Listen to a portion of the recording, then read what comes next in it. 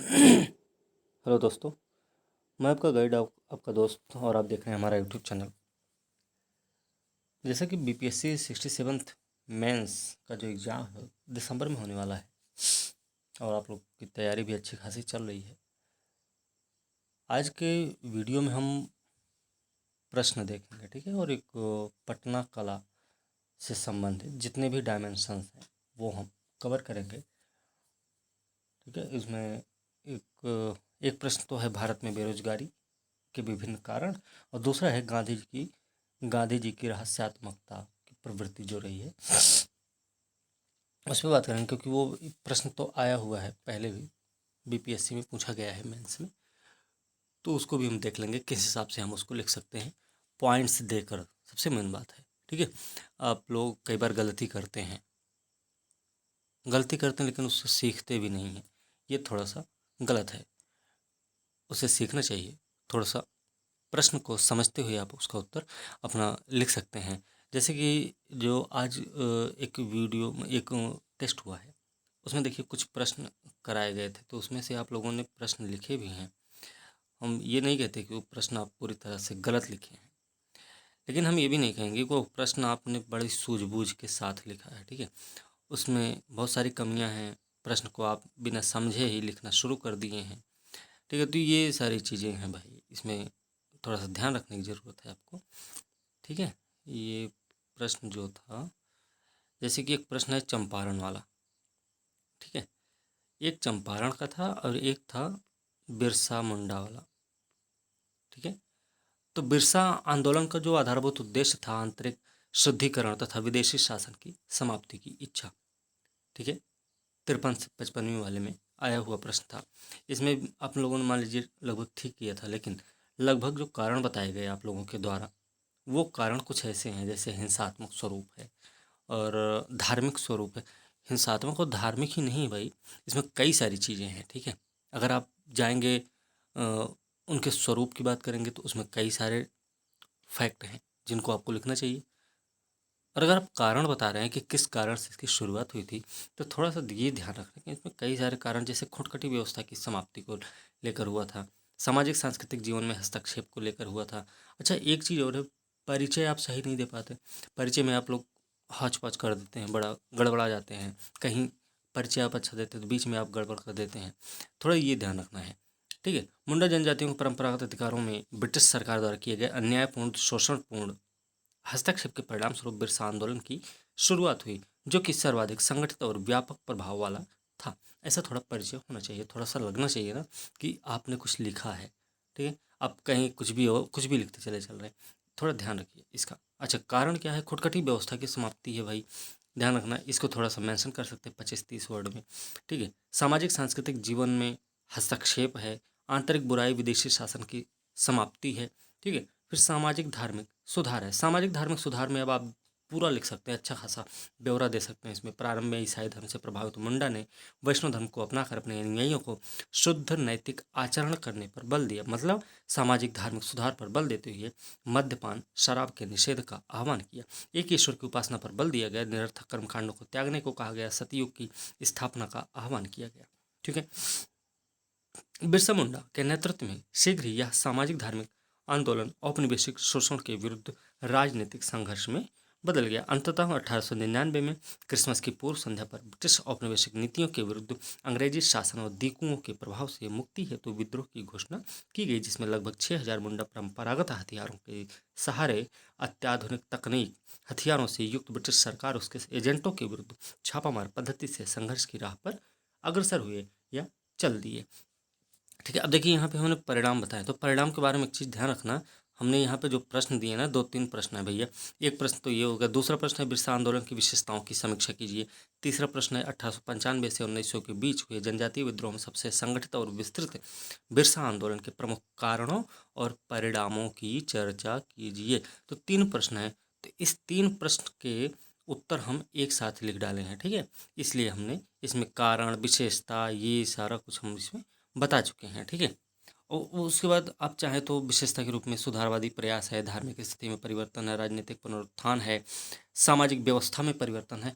हालांकि उसमें आप कारण 2-3 आप बताइए, लेकिन विशेषता में ध्यान रखिए, विशेषता में ये सारी चीज़ें आप बता देंगे ना, जो वो आंतरिक शुद्धिकरण वाली बात है यहाँ पे, वो इसमें आ जाएगा फिर। ठीक है, ये प्रश्न पूरा का पूरा यहीं से कवर हो जाएगा। ठीक है, ये हम आपको दिए भी हैं, पहले भी दे चुके हैं, तो आप उसमें है ग्रुप में, आप लोग वहाँ पे देख सकते हैं, और नहीं देखना चाहते तो कोई दिक्कत नहीं है, फिलहाल आपकी मर्जी है। और देखिए दूसरा प्रश्न था, चंपारण सत्याग्रह स्वाधीनता संघर्ष का एक निर्णायक मोड़ था। देखिए स्पष्ट कीजिए। ठीक, ये 66 में भी आया हुआ है, 64 में भी आया हुआ प्रश्न, हूबहू प्रश्न है। ठीक है, और एक चीज़ और, एक प्रश्न और है, क्या आप इस वक्तव्य से सहमत हैं कि चंपारण सत्याग्रह भारत के स्वतंत्रता संघर्ष के इतिहास में एक परिवर्तन बिंदु था? ये भी प्रश्न आया हुआ है, ये मिलता जुलता रूप है पहले वाले से। तीसरा प्रश्न, चंपारण सत्याग्रह का वर्णन करते हुए गांधी जी की भूमिका को स्पष्ट कीजिए। तो देखिए गांधी जी की भूमिका स्पष्ट कैसे होगी भाई, सविनय अवज्ञा का प्रयोग किया उन्होंने, दबाव समझौता जैसी रणनीति अपनाई उन्होंने, है ना। फिर उन्होंने क्या किया, कुछ विद्यालय विद्यालय जैसी संस्थाओं की स्थापना करने में उन्होंने अपना योगदान दिया। फिर उन्होंने लगान वसूली जो की गई थी ज़बरदस्ती वाली, उसको वापस करवाने का भी उन्होंने डिमांड रखा सरकार के सामने। ठीक है, इस तरीके से उन्होंने कई सारी चीज़ें की। अहिंसात्मक आंदोलन सबसे बड़ी बात थी, अहिंसात्मक आंदोलन का प्रयोग किया उन्होंने। तो ये गांधी जी की भूमिका है, तो ये गांधी जी की भूमिका भी आप लिख सकते हैं। तो निर्णायक मोड़ कैसे था, ये हमको स्पष्ट करना, तो इसमें सबसे पहले परिचय दे दो आप, कोई दिक्कत नहीं, परिचय देना जरूरी है और परिचय देना भी चाहिए। चंपारण के नीलहे किसानों द्वारा 3/20 भाग पर नील की खेती करना जरूरी था, जिसे तिनकठिया प्रथा के नाम से जाना जाता है। यहाँ के किसानों की समस्या सुनने के बाद गांधी जी द्वारा सत्याग्रह का पहला प्रयोग करने का निर्णय लिया गया। हालांकि अंत में सफलता भी प्राप्त हुई। इस आंदोलन दौरान गांधी जी द्वारा जिन तरीकों का प्रयोग किया गया, वे बाद के आंदोलनों के लिए प्रमुख आधार बन गए। जैसे सरकार के आदेश की इन्होंने अवहेलना की थी। अब आप यहाँ बता सकते हैं, कोलकाता से जब वो आ रहे थे चंपारण, तो बीच में तिरहुत का जो कमिश्नर था उसने उनको मना किया। ठीक है, फिर उन्होंने बोला कि भाई ठीक है, हम किसानों का समस्या जानने जा रहे हैं, बस उसके बाद हम वापस लौट जाएंगे। लेकिन उनके वो माना नहीं उस बात को, और उसने क्या किया, इन पे केस करवा दिया। ठीक है, तो ये क्या किया कि सरकार से अब लड़े तो नहीं कि लड़ाई गोली वोली चलवाए हों या बंदूक चलाए हों या कुछ और किए हों, गले ऐसा कुछ किया नहीं। वो क्या किए, एक सविनय अवज्ञा मतलब निवेदन करते हुए उन्होंने उसकी बात को दरकिनार कर दिया। ठीक है, वो आगे बढ़ गए। ठीक है, पहली चीज़ होगी। दूसरा, सत्याग्रह का पहला सफल प्रयोग किया और जांच समिति का गठन किया गया। देखिए सत्याग्रह का मतलब क्या है, इनके जो गांधी जी का सत्याग्रह था उसका मतलब था, वो कहते थे कि सत्याग्रही सही मामले में वही है जो शत्रु को हराने की चेष्टा ना करते हुए उसके हृदय परिवर्तन करने की चेष्टा कर दे। ठीक है, सत्याग्रह है।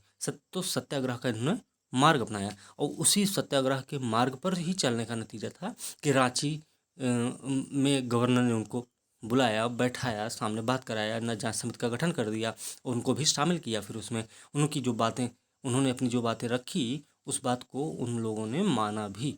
ठीक है, तो इस तरीके से थोड़ा ध्यान रखना। और एक चीज़ और है, रांची में जब वो गवर्नर से मिलते हैं ना, तो उसमें बताते हैं, जो कुछ बताते हैं कि हम इसलिए गए थे, ऐसा ऐसा था समस्या, तो गवर्नर सीधे आदेश करता है कि भाई ये केस वोस वापस ले लो, ये सब कोई मामला नहीं है फालतू है। ठीक है, और तुरंत क्या किया जाता है, उन सब मुकदमा सब कुछ वापस लिया जाता है गांधी जी के ऊपर से। तो ये सारी चीज़ें इसमें। ठीक है, इसके अलावा फिर क्या किया इन्होंने भाई, फिर सरकार का निर्णय वापस लिया गया, अवैध वसूली की वापसी 25% ही वापस हुआ, लेकिन हुआ आखिरकार वापस किया गया। ठीक है, अब ऐसे ही देखो, अवध आंदोलन हुआ था, अवध किसान आंदोलन हुआ, खेड़ा सत्याग्रह हुआ था, तो इन सब में भी ऐसे रवैये अपनाए गए वापसी वाले। ठीक है, तो ये चीज़ हो जाएगी। फिर स्वतंत्रता आंदोलन वास्तविक अर्थ में जन समस्या के निवारण में से जुड़ गया। ठीक है, ये फिर शोषित वर्ग की समस्या राष्ट्रीय स्तर पर उठ गई भाई, अन्य आंदोलनों के लिए प्रेरणा बन गया। तो ये सारे इन सब के आधार पे आप इस प्रश्न का निर्णय देंगे, इस प्रश्न को आप इस तरीके से बताएंगे। इसमें चंपारण सत्याग्रह का कहानी पूरा बता देंगे तो गलत हो जाएगा आपका प्रश्न। ठीक है, तो इसमें ये देखो तीनों प्रश्न हुए और तीनों प्रश्न का एक उत्तर है।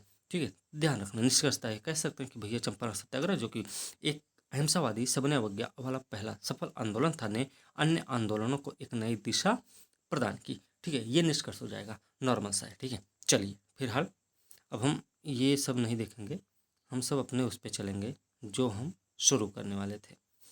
देखिए ये सब तो मौर्य और कला इसमें इसी में है सब कुछ। ये बहुत लंबा चौड़ा है। पहला जीएस फर्स्ट पेपर का ये नोट्स है पूरा, 120 पेज का है पूरा। ठीक है, फिलहाल 120 पेज का इसमें पूरा जीएस फर्स्ट पेपर कवर है। चलिए, इसमें देखिए पहला प्रश्न, भारत में बेरोजगारी के विभिन्न कारणों की चर्चा करते हुए बेरोजगारी के विभिन्न रूपों का वर्णन करना। देखो बेरोजगारी क्या है, सबसे पहले तो ये बताना है, फिर उसका कारण क्या है वो बताना है, फिर बेरोजगारी के विभिन्न रूप कौन कौन से वो बताना है। ठीक है, फालतू चीज़ें नहीं बतानी, ध्यान रखना है। तो सबसे पहले बेरोजगारी, व्यक्ति द्वारा सक्रियता से रोजगार की तलाश करने के बावजूद जब उसे काम नहीं मिलता तो इसी स्थिति को हम बेरोजगारी कहते हैं। ठीक है, इसका प्रयोग अर्थव्यवस्था के स्वास्थ्य के मापक के रूप में करते हैं। अब प्रकार की बात कर लें। ठीक है, अगर इसमें प्रकार की बात करें तो प्रकार देखिए, प्रच्छन्न बेरोजगारी, मौसमी बेरोजगारी, सबको पता होगा। प्रच्छन्न बेरोजगारी क्या है कि आवश्यकता से अधिक लोग जब लग जाते हैं, जैसे खेती में लगते हैं लोग, तो वो प्रच्छन्न बेरोजगारी में आता है, कृषि असंगठित क्षेत्र में लगे रहते हैं। ठीक है, दूसरा मौसमी बेरोजगारी, आपको पता है कि जैसे धान के रोपाई का समय आ जाए, धान के कटाई का समय आए, गेहूं के कटाई का समय आ जाए, तो इस समय क्या होता है, लोगों को काम मिल जाता है। लेकिन फिर जब ये सब काम खत्म हो जाता है, निराई उराई निराई फिराई का, तो फिर क्या होता है, वो लोग काम से वंचित हो जाता है। फिर वो सब अपना इधर उधर घूमेगा, या फिर वो कहीं पलायन कर जाएगा, कहीं नौकरी चाकरी करने भाग जाएगा, ऐसा कुछ चलता है। या फिर आप शहरों में देख लेते हैं, जैसे कुल्फ़ी कुल्फ़ी बेचने का आजकल मान लीजिए कि तो फैशन बन गया कि अब ठंडी में भी लोग कुल्फ़ी कुल्फ़ी खाने लग गए हैं। कुल्फ़ी जमाने जमाने का उनको शौक रहता है। लेकिन फिर भी वो गर्मी में, गर्मी जैसे आती है ना धीरे धीरे, मार्च वार्च का महीना, तो निकल जाता है कुल्फ़ी कुल्फ़ी बेचने के लिए। फिर जैसे ठंडी का महीना आने लगता है, वो तुरंत फिर वापस आ जाता है घर पे। तो ये भी एक मौसमी बेरोजगारी का परिणाम वो हो सकता है प्रकार। ठीक है, इसमें फिर संरचनात्मक बेरोजगारी, जब बाजार में उपलब्ध नौकरी हो, श्रमिकों के कौशल के बीच में असंतुलन हो जाए, तो ये वाली स्थिति उत्पन्न होती है कौशल के अभाव में, और शिक्षा के अभाव में लोगों को रोजगार नहीं मिल पाता है। ये हो जाएगा संरचनात्मक बेरोजगारी। चक्रीय बेरोजगारी बात करें, देखो चक्रीय बेरोजगारी एक तो ये है कि एक नौकरी छूटे, दूसरे की तलाश करे आदमी, तो ये चक्रीय है, चक्र चलता रहे। एक दूसरी चौकरी है, दूसरी चीज़ है चक्रीय बेरोजगारी, कि मंदी उंदी का दौर आ जाए तो नौकरी सबकी छूट जाए, फिर से मामला सही हो जाए तो फिर से नौकरी सबको मिल जाए, तो ये चक्रीय बेरोजगारी हो जाएगी। यहाँ पे व्यापार चक्र, आर्थिक विकास, आर्थिक मंदी के परिणाम स्वरूप उत्पन्न जो बेरोजगारी होती है वो होती है वहाँ। ये वाली जो व्यवस्था है ना, वो पूंजीवादी अर्थव्यवस्था में देखा जा सकता है। तकनीकी बेरोजगारी, औद्योगिक प्रौद्योगिकी में विकास के कारण ये जो होती है, जैसे कंप्यूटर का विकास हुआ, मशीनों का आगमन हो गया, तो लोग क्या करें, लोगों का काम छूट गया है और वो लोग क्या हो गए, तो ये तकनीकी बेरोजगारी। ठीक है, फिर सुभेद्य बेरोजगारी होती है कि बिना किसी सामाजिक सुरक्षा, कानूनी सुरक्षा के लोग जो नौकरी करते रहते हैं, जैसे चाय की दुकान पे लोग नौकरी करते हैं, है ना, उनको कोई बीमा उमा कवर नहीं दिया जाता है, उनको कोई महंगाई भत्ता उत्ता नहीं दिया जाता है ना। कोई किराना की दुकान पे काम करे, उसको भी कोई महंगाई भत्ता, बीमा पॉलिसी, ये सब वगैरह वगैरह नहीं होता फिर, तो वो लोग भी क्या है, वो लोग सुभेद्य बेरोजगारी में आएगा। ठीक है, फिर भारत में बेरोजगारी के कारण क्या है, कारक, सॉरी, कारक क्या है, कारक देखो दो, कारक दो नहीं है, मतलब बहुत सारे हैं। जैसे सामाजिक कारक है, सामाजिक कारक की बात करूँ, जात के व्यवस्था का जो प्रचलन है, ठीक है। दूसरा है सामाजिक प्रथा, जो कि संयुक्त परिवार प्रथा वाली बात करते हैं वहाँ पे। ठीक है, ये हो गया। और एक पितृसत्तात्मक समाज की बात करते हैं, जैसे महिलाओं का घर से बाहर निकलना वर्जित है ना। और इस तरीके से थोड़ा सा सामाजिक कारक हो जाएगा। जनसंख्या का तीव्र विकास है, संसाधन की कमी, भैया संसाधन कम है, जनसंख्या बहुत ज़्यादा है, तो क्या होगा। ठीक है, ये हो जाएगा। कृषि का प्रभुत्व है आधा भाग पर, आधा भाग तो कृषि पर निर्भर है, कृषि का अविकसित स्तर भी है। और मौसमी रोजगार होता है। ठीक है, तो ये हो गया। फिर कुटीर और लघु उद्योगों का पतन है, श्रम की गतिहीनता, श्रम की गतिहीनता मतलब श्रम की गतिशीलता कम होने और परिवार से लगाव के चलते लोग दूर दराज जाना पसंद नहीं करते हैं। तो भाषा, धर्म, जलवायु, ऐसी भी समस्या आने लगती है लोगों के लिए, इसलिए वो लोग दूसरे शहर नहीं जाना पसंद करते। ठीक है, फिर शिक्षा प्रणाली में दोष है उनके, शिक्षा प्रणाली में दोष कैसे, भी सही प्रशिक्षण नहीं मिल रहा है, विशेष सज्ञता की उनके पास कमी है, कौशल की कमी है, कंप्यूटर नहीं चलाना जानता, बीए पास है, कोई कंप्यूटर नहीं आता उसको, कौन सा नौकरी करेगा। ठीक है, तो रिक्शा चलाएगा। ठीक, ये हो गए। अब ये शिक्षा प्रणाली में दोष हो गया। फिर आगे की राह भी देख सकते हैं, कौन सी आगे की राह क्या हो सकती है भाई, देखो श्रम गहन उद्योगों को बढ़ावा दिया जाए भाई, खाद्य प्रसंस्करण, चमड़ा है, लकड़ी निर्माता है, फर्नीचर, कपड़ा, परिधान, वस्त्र, इन उद्योगों का विकास होना चाहिए। फिर उद्योगों का विकेंद्रीकरण करना चाहिए, सभी क्षेत्रों के लोगों को रोजगार देने के लिए उद्योगों का विकेंद्रीकरण आवश्यक होता है। मतलब ग्रामीण क्षेत्र में से शहर की ओर पलायन रुकेगा, इससे शहरी संसाधनों पर भी दबाव कम हो जाएगा। फिर राष्ट्रीय रोजगार नीति का मसौदा तैयार कर लिया जाए, इसे क्या होगा, एक बहुआयामी वाले हस्तक्षेपों के समूह को शामिल करते हुए राष्ट्रीय रोजगार नीति की शुरुआत होनी चाहिए, जिसमें कई नीति क्षेत्रों को प्रभावित करने वाले सामाजिक और आर्थिक मुद्दों की एक पूरी श्रृंखला हो। ठीक है, थोड़ा ये चीज़ें हो जाएंगी। ठीक है ना, इसमें ये चीज़ ध्यान रखेंगे। देखिए ये प्रश्न आया हुआ है, ठीक है, ये वाला प्रश्न है, गांधी की रहस्यात्मकता में मौलिक विचारों का दांव पेचों की सही प्रवृत्ति और लोक चेतना में पैठ के साथ अनोखा मेल शामिल है। व्याख्या कीजिए। देखिए क्या है ना कि ये वाला गांधी जी पे हमने बढ़िया से लिखवा रखा है। गांधी जी, नेहरू जी, टैगोर साहब जो हैं, और लोकनायक है ना, डॉक्टर राम मनोहर लोहिया, स्वामी सहजानंद सरस्वती, इन सब के बारे में जो विशेष व्यक्तित्व है ना बिहार के रूप में, इन पे हमने एक नोट्स तैयार करवा रखा है और आपको बढ़िया समझा रखा है। आप लोग अगर पूरा का पूरा समझे हुए ना, तो आप किसी भी प्रकार का प्रश्न आ जाए, आपसे वो नहीं छूटने वाला है एग्जाम में, चाहे जैसा प्रश्न पूछ लिया जाए। ठीक है, तो ध्यान रखना यहाँ पे गांधी जी की रहस्यात्मकता में मौलिक विचारों का दांव पेचों की सही प्रवृत्ति लोक चेतना में पैठ के साथ अनोखा मेल शामिल है। इसी बात को स्पष्ट करना है भाई। तो कैसे है ये बात हम देख लेंगे। ठीक है, देखिए क्या है ना कि आप बता सकते हैं, शुरुआत करेंगे, थोड़ा परिचय देंगे।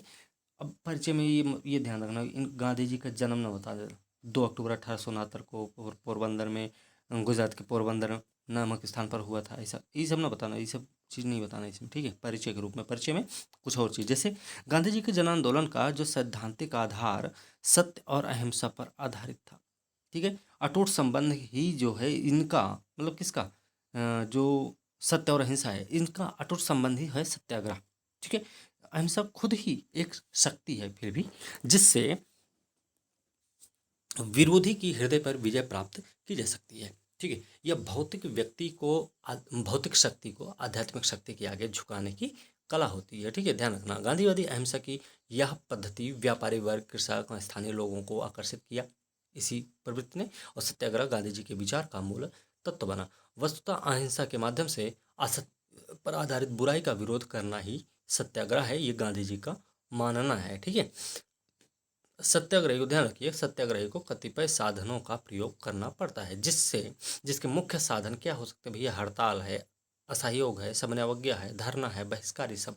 इन्होंने निष्क्रिय प्रतिरोध की बात नहीं करते, ये कहते हैं निष्क्रिय प्रतिरोध से अच्छा है कि आप सत्याग्रह को अपनाओ। ठीक है, गांधी जी के अनुसार निष्क्रिय प्रतिरोध का मतलब है विरोधियों को हराने का प्रयत्न, लेकिन सत्याग्रही का मतलब है हृदय परिवर्तन। ठीक है, ध्यान रखना, राजनीति और नैतिकता के निकट संबंध को स्पष्ट करने के लिए साधन और साध्य की पवित्रता पर ये बल देते हैं। मतलब कि कहते हैं कि साध्य को ज़्यादा महत्व देना चाहिए, साध्य को ही ज़्यादा महत्व देते हैं। उनका मानना ये है कि अगर साधन अनैतिक हैं, अगर आपके साधन अनैतिक हैं, तो साध्य कितना भी नैतिक क्यों ना हो, लेकिन वो निश्चित रूप से भ्रष्ट ही होता है। इनके कहने का मतलब ये है।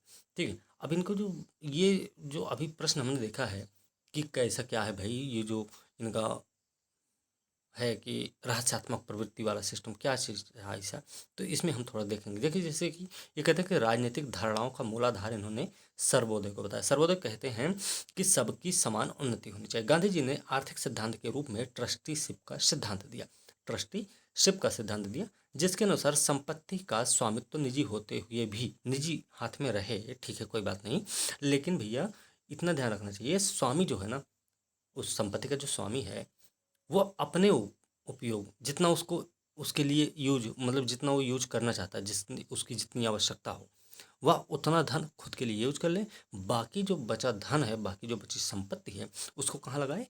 सार्वजनिक उपयोग के लिए सुलभ कर दे। मतलब जितने धन की आवश्यकता है उतने का उपयोग करे, बाकी बचे धन के लिए एक ट्रस्टी के रूप में कार्य करना चाहिए। ठीक है, दूसरी चीज़ कहते हैं आदर्श समाज की स्थापना होनी चाहिए। अब आदर्श समाज की स्थापना कैसे होनी चाहिए? जहाँ पे जात पात छुआछूत का भेदभाव हो, वो आदर्श समाज नहीं हो सकता। वो ऐसा समाज की कल्पना करते कि एक ऐसा समाज बने कि जहाँ पर अप्राकृतिक ऊंच नीच का भाव, अस्पृश्यता, छुआछूत, स्त्री पुरुष भेद ना हो। ऐसा वो आदर्श समाज की बात करते हैं। ये बात आपको टैगोर में भी मिल जाएगा, ये बात आपको नेहरू जी में भी मिल जाएगा। ठीक है, टैगोर साहब में भी मिलता है भाई, लगभग आप देख लेंगे तो मेल खाएगा। ठीक है, राजनीतिक दांव पेच इनकी बात करें, दांव पेच देखिए क्या है। राजनीतिक हथियार के रूप में भूख हड़ताल, समझौतावादी दृष्टिकोण, यात्राएं निकालना जिससे जन समुदाय की एकता स्थापित हो सके, अहिंसा का प्रयोग, सामूहिक गिरफ्तारी, ये सभी बताते हैं इसमें। गांधी जी के विचार के स्वरूप का विश्लेषण करने से हम स्पष्ट कर सकते हैं कि गांधी जी के राजनीतिक तरीके उनके अन्य कार्यों को जन सामान्य समझ नहीं सके हैं। बहुत सारी चीज़ें हैं, हम नॉर्मल समझिए कि कि कोई भी व्यक्ति कितना भी पढ़ ले गांधी जी के बारे में, लेकिन वो कहीं ना कहीं गांधी जी की उन बातों को नहीं समझ सकता है ये हकीकत है, ये कोई भी कितना भी वो बोल दे कि हमने बहुत पढ़ा है। ठीक है, ये समझ कर रखना। जैसे कि एक एग्जांपल दे दें, मेंस एग्जाम में एक प्रश्न आया हुआ है यूपीएससी में, 7 since of Gandhi, since of Gandhi. ठीक है, गांधी के 7 महापाप। ये बहुत पढ़ने के बाद भी, बहुत पढ़े थे, बहुत पढ़े, लेकिन हमें ये बात कहीं नहीं मिली थी। अब समझ लीजिए कितना पढ़े होंगे। 36 घंटे का लेक्चर भी देखे थे, गांधी जी के सत्य के मेरे प्रयोग भी पढ़ लिए, फिर भी हमको ये बात नहीं मिली है कहीं। तो आप सोच सकते हैं कितना सब कुछ है। ठीक है, तो ये इनके बारे में है। तो ये कहते हैं कि भैया कि इसकी बात अगर हम देखें तो गांधी जी की जो राजनीतिक तरीके हैं, उनके अन्य कार्य हैं, वो जन सामान्य के समझ से परे हैं। यही यही बातें जो है ना गांधी जी के रहस्यात्मक प्रवृत्ति को इंगित करते हैं। गांधी जी के विचार, राजनीतिक तरीके, गांधी जी के कार्यों में नैतिकता का तत्व, वैसे तत्व जो साधारण प्रकार की राजनीति में अभी तक अनुपस्थित थे, यही गांधी जी के रहस्यमयी प्रवृत्ति को स्थापित करते हैं तथा उसे अनोखा बनाती हैं। गांधी जी का मतलब था जन आंदोलन लगातार लंबे समय तक नहीं चल सकता है। उनका कहने का मतलब था कि लगातार लंबे समय तक ना चले। इसका मतलब क्या, सब सोए बीच में आराम कर ले, नहीं। वो कहते हैं कि जन आंदोलन चलते रहना चाहिए, लेकिन बीच में थोड़ा विराम दे दो। विराम देने का मतलब ये नहीं है कि आप खा पी के बढ़िया चौड़े होकर सो जाओ, ये नहीं। उस समय आपको रचनात्मक कार्य करते रहने चाहिए। ठीक है, बात समझते रहिए, बात समझ के रखना। ठीक है, तो क्या कहते हैं कि भाई जन आंदोलन लगातार लंबे समय तक नहीं चल सकता, उसमें पड़ाव आना चाहिए। मुख्य कारण यह है कि जनता की दमन सहने और बलिदान करने की जो शक्ति होती ना, वो असीम ना होकर, सॉरी, यहाँ पे असीम ना होकर होना चाहिए। ठीक है, गलत हो गया हमसे। असीम ना होकर बल्कि सीमित होती है। अतः इस निष्क्रियता के दौर में, ऐसे समय में क्या करना चाहिए, लोगों को रचनात्मक कार्य करना चाहिए जो जनता के स्वावलंबी बनाए रख सके, जनता को स्वावलंबी बनाए रख सके और गतिशीलता जारी रहे। इस प्रकार जब आंदोलन फिर शुरू हो तब तक जनता ऊर्जावान हो सके और आंदोलन में भाग लेकर उसे सक्रिय बना सके। फिर ये कौन सी रणनीति अपनाते हैं, दबाव समझौता की रणनीति। देखो क्या है कि कभी कभी समझौता जब होता है, कभी भी समझौता होता है ना, वो हमेशा बराबर के लेवल पर होता है। कभी ऐसा नहीं होता कि एक ज़मीन पर बैठे, एक कुर्सी पर बैठे, दोनों बराबर के उस पर बैठेंगे, टेबल के आमने सामने बैठेंगे। तो समझौता जब होगा ना, तो सामने वाले पर प्रेशर बनेगा आपका कि पता नहीं कौन सा समझौता करा दे, कौन सी बात मनवाने की कोशिश करे। ठीक है, तो ये थोड़ा सा दबाव वाला सिस्टम है।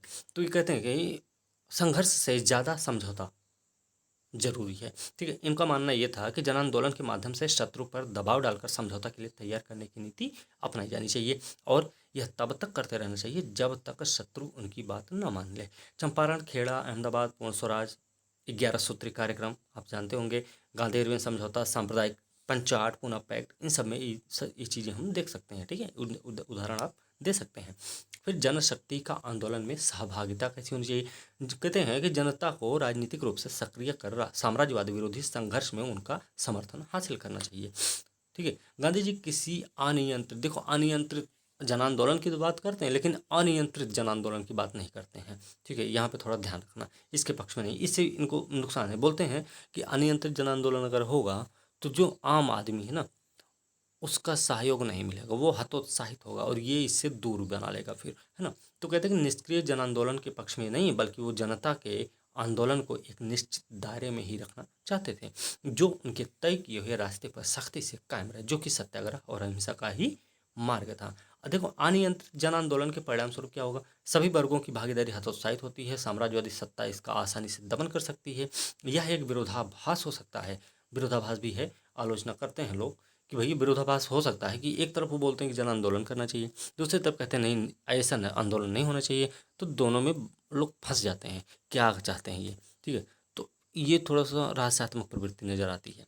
ठीक है, तो क्या है कि विरोधाभास हो सकता है कि एक तरफ जन आंदोलन में जनता की भागीदारी हो, दूसरी तरफ आंदोलन पर अंकुश भी लगाते हैं। इसके बावजूद भी गांधी जी जनता में अपनी पैठ बनाए रखने में सफल हैं, जो उनके कार्यप्रणाली में ही समझा जा सकता है। ठीक है, लोक चेतना में अपनी अनोखी पैठ बनाने में उनकी साधारण राजनीतिक जीवन शैली तथा रचनात्मक कार्यों ने भी महत्वपूर्ण भूमिका निभाई है। साधारण राजनीतिक जीवन शैली के अंतर्गत तीसरी श्रेणी में यात्रा करना, याद रखना तीसरी श्रेणी में आता है यात्रा करना, आसान हिंदुस्तानी भाषा का प्रयोग करना, लंगोटी धारण करना, इस सब का प्रयोग करते थे। दूसरी तरफ रचनात्मक कार्यों द्वारा उन लोगों तक पहुंचने में भी सफल रहे जो सक्रिय राजनीति में भाग ले रहे थे।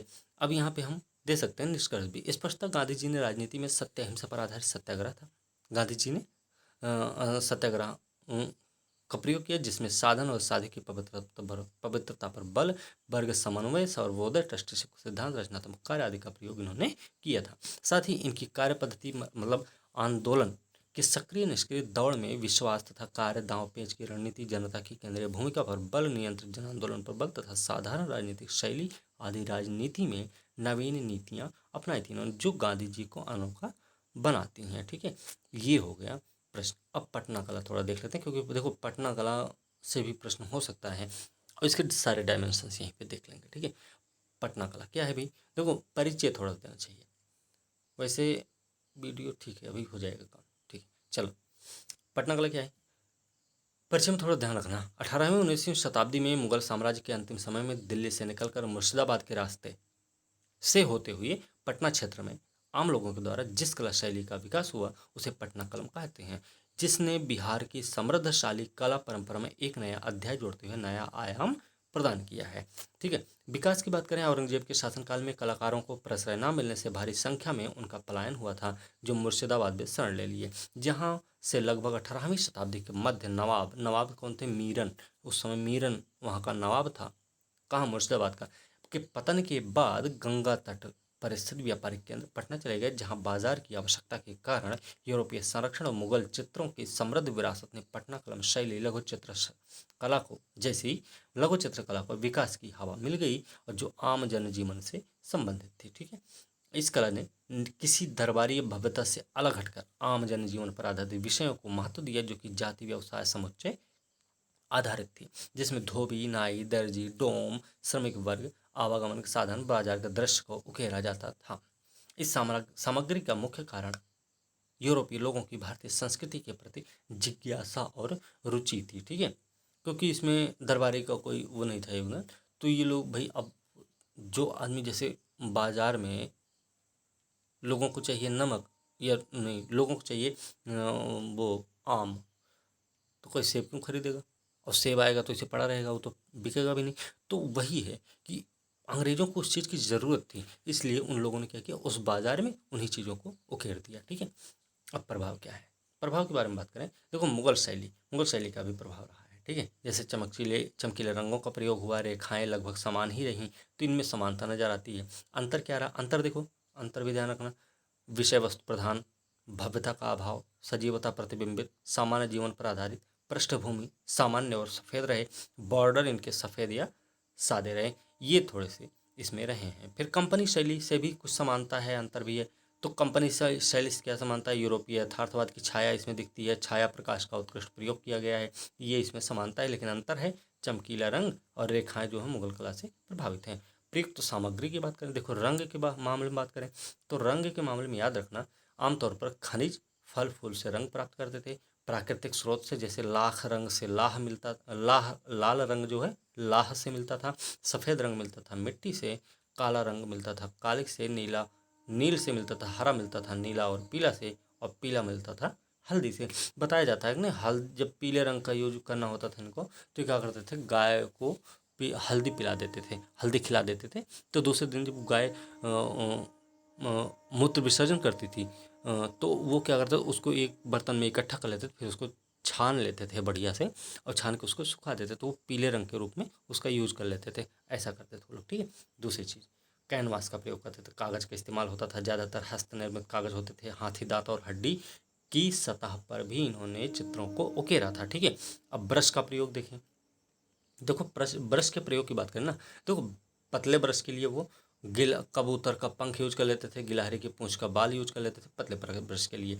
मोटे ब्रश के लिए क्या करते थे, बकरी, सुअर, भैंस की गर्दन के बाल, घोड़े की पूंछ के बाल का प्रयोग करते थे। ठीक है, तकनीक की बात करें, तो तकनीक में याद रखना, पेंसिल की जगह एक कजली स्याही का प्रयोग करते थे, रेखाओं की नाजुकता होती थी, इनमें हल्के रंग यूज करते थे, सूक्ष्म छायांकन था, कोमल रेखाएं होती थी, समृद्ध रूपांकन, इन सब का इस्तेमाल ये लोग करते थे। ठीक है, फिर विशेषता की बात करें, विशेषता क्या है भाई, देखो विशेषता के रूप में देखें, विशेषता के रूप में अगर देखेंगे तो विशेष रूप में याद रखना, विशेषता के रूप में प्राथमिक रूप से लघु चित्र होते थे, सरल स्पष्ट आनुपातिक होते थे, श्रमिक वर्ग होता था, बाजार के व्यापारी, बाजार का दृश्य, स्थानीय शासक, त्योहार समारोह मुख्य विषय होते थे इसके, ठीक है। श्रमिक वर्ग में आप दे सकते हैं भाई, उसमें देखो दस्तकार वर्ग भी आएगा, ठीक है, और दर्जी नाई लोग भी आ जाएगा उसी में, ठीक है। अग्रभूमि पृष्ठभूमि का चित्रण नहीं था पूरा अच्छे से, नुकीली नाक, पतला चेहरा, भारी भौं, धसी गहरी आँख, मोटी बड़ी मूछ, ये सब होता था, ठीक है। और कमर उमर भी बड़ी बढ़िया से लोग बनाते थे। पेंटिंग को लंबे समय तक जीवित रखने के लिए क्या करते थे, देखिए विट्रियल और अरारोट से उपचारित कागज का प्रयोग करते थे, याद रखना। सीधे ब्रश से ये चित्रण बनाते थे। तांगा की पेंटिंग, ठीक है, तांगा की पेंटिंग और गोल घर की पेंटिंग एग्जाम्पल आप देख सकते हैं। भाग्य के रूप में देखिए, देखिए भैया, जैसे लघु चित्र है, लघु चित्र कहाँ बनता था, इसमें कागज पर, हाथी दांत पर, सादगी पूर्ण होता था, समानुपातिक होता था, भव्यता का अभाव होता था। सामान्य जीवन की बात करें, श्रमिक है, दस्तकार वर्ग है, आवागमन का साधन है, बाजार का दृश्य है, पर्व है, होली दिवाली दशहरा जैसा त्योहार का चित्र बना देते, ठीक है। बारीकी अलंकरण होता था, चिड़ियों का करते थे।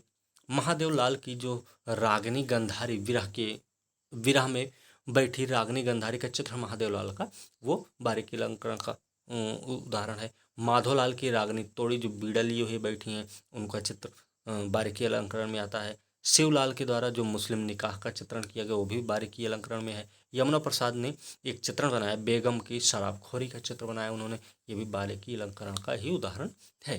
पृष्ठभूमि का देखो कम प्रयोग किया ही इन्होंने, बॉर्डर का इनमें अभाव नजर आता, विषय वस्तु पर इन्होंने विशेष ध्यान दिया, नाक ऊंची भारी भौं बनाते थे। रंगने की जो निजी शैली थी, वो ब्रश और रंग का प्रयोग करते थे, जो हमने ऊपर बता रखा है। अच्छा, बिहार में कला के विकास में इसका योगदान क्या रहा, तो देखो सबसे पहली बात है, बिहार के सांस्कृतिक विकास का दर्शन मिलता है इसमें। सामान्य जीवन के दृश्य सरलीकृत चित्रण मिलते हैं। अतीत तत्कालीन कला के मेल से नई शैली का जन्म हुआ है। बाद की कला शैलियों के विकास में इन्होंने भूमिका निभाई, अंतर्राष्ट्रीय इसको ख्याति भी प्राप्त हुई है, ठीक है। तो ये हो गया आपका बिहार में कला के विकास में योगदान है पटना कला का। अब पतन का प्रमुख कारण भी देखना पड़ेगा, तो पतन का प्रमुख कारण क्या है, देखो लिथो प्रेस की स्थापना है, ठीक है, पहली बात। दूसरा, स्थानीय कलाकारों की मृत्यु हो गई, कैमरा का आविष्कार हो गया, और इसके साथ साथ कच्चे माल के आयात पर निर्भरता हो गई। बंगाल में राजनीतिक सत्ता का हस्तांतरण हुआ, संरक्षण का अभाव रहा, बाजार मांग की कमी हो गई, क्षेत्रीय शैली के रूप में ये विकसित हो गई, और कलाकारों का पलायन भी हो गया। लोग, उनके पास रोजगार नहीं रहता, क्या करेंगे, क्या निकल गए अपना, कहीं नेपाल भाग गए, कहीं बंगाल भाग गए, तो ऐसे ऐसे वो सब अपना पलायन कर गए, ठीक है। तो ये हो गया, पटना कला भी समाप्त हो गया, ठीक। अब यही इतना बहुत है मेरे ख्याल से, क्योंकि वीडियो बड़ी लंबी हो जाएगी तो सही नहीं लगेगी ना। और हाँ, अब नहीं देखेंगे, ठीक है। और इसका ये पूरा नोट्स 110 पेज का है करीब, इसमें जीएस का पहला पेपर है पूरा, इसमें पूरा कवर है, ठीक है। तो अभी के लिए बस इतना ही है, आज की वीडियो यहीं पे समाप्त करेंगे। अगली वीडियो फिर से इसी पे आधारित होगी और इसी से संबंधित रहेगी, फिर से इतनी लंबी वीडियो एक और बना देंगे, तो 4-5 वीडियो ऐसे कर देंगे, तो आपको पूरा पूरा जीएस फर्स्ट पेपर कवर हो जाएगा। मैथ वाला भी पोर्शन इसी में करवा देंगे, मैथ वाला पोर्शन करीब 2 वीडियो में कवर करेंगे, ठीक है। तो इसी के साथ आज की वीडियो यहीं पे समाप्त करेंगे, अगली वीडियो के साथ कल मिलते हैं, तब तक के लिए धन्यवाद।